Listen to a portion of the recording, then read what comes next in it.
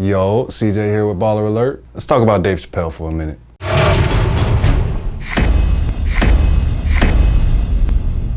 Dave Chappelle delivered one of the rawest, most honest, and unfiltered performances I have ever seen in stand-up. He held absolutely nothing back after starting off the special by saying this would be his last one for a while, and the planned hiatus might have been perfectly timed as the LGBTQ community is coming out in droves against the legendary comedian. Now, I saw the uproar on Twitter before I saw the special, but I've since watched it a few times. And I've also seen just about everything Dave Chappelle ever put out, so give me just a little break. I may just be a biased fan, but I didn't hear Dave Chappelle disrespect the LGBTQ community. I heard him compare the Black equal rights movement to the LGBTQ equal rights movement and commend them on their progress. I heard him ask them to forgive artist DaBaby. I heard him say that it was strange how an entertainer can get canceled for statements that are considered offensive to the LGBTQ community, but not for all the other wild things that we forgive and actually admire entertainers for. And that, to me, actually sounds like an astute assessment of our society and not hate. And there are few people, if any, talking about how Chappelle called out the North Carolina bathroom law aimed at trans people. And when someone from the crowd cheered the unjust law, he said clearly, no, this is a terrible law, and stated that he was not indifferent to the suffering of others because, and I quote, "It's hard to be everybody."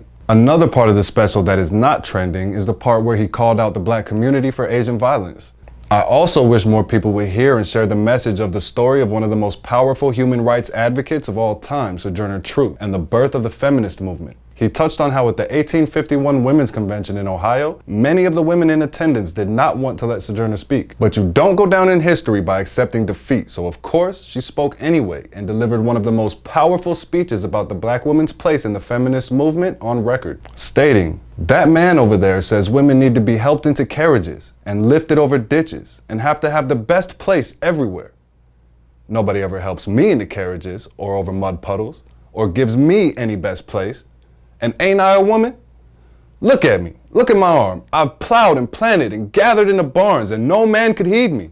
And ain't I a woman?" Sojourner Truth. Also, I thought he gave a great idea to the women of the Me Too movement. Dave told the women of Hollywood being victimized by a predatory system that they should fire their agents and hire an up-and-coming woman to empower more women in the industry. And I can't think of a better way to change a male-dominated culture than introducing more powerful women. As these opportunities rarely come from within, it may take bold moves like that to get it done. Just look at LeBron James and Rich Paul. He empowered someone he loved and trusted who came from where he came from, and now they each have their own empires and can change exponentially more lives. Chappelle's use of allegory is second to none. The story about the slave who got free, got rich, and bought a bunch of slaves has heavy symbolic value at this time in our society. And this was not an isolated incident. There were a few Black slave owners in Louisiana, South Carolina, and Virginia, and we shouldn't just bury that history, or any for that matter. Because if you don't learn from your past, you're doomed to repeat it. And I appreciate Dave Chappelle mentioning this. More people are opening up businesses now than ever before, and it's important to remember to take care of the people who take care of you.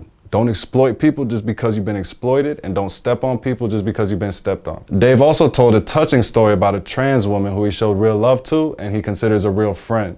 One of the coolest people he knows, according to him. And this is the entire context of the second half of his discussion on trans people. And I don't know a single comedian who doesn't joke about their friends. He told a story about a time where his friend defended him against accusations of transphobia and received hateful backlash from the trans community, which she is herself a part of. And again, he told a couple jokes about his friend, but when we are talking to or about our friends, they know we love them, so it's okay to fire them up sometime. Comedy is one of the last pure art forms where you can be honest about your most outrageous thoughts. And that's not to say there are lines that can't be crossed. But generally, the more off the mark a person is, the funnier it is. And if you actually listen to what Dave is saying, there is nothing anti-trans, anti-gay, or anti-woman. There's no malice. People sign up to have comedians roast them on television, and it gets very personal, but it is comedy.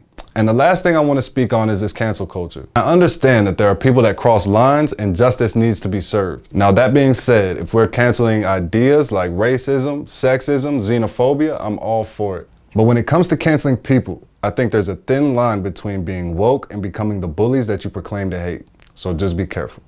Peace.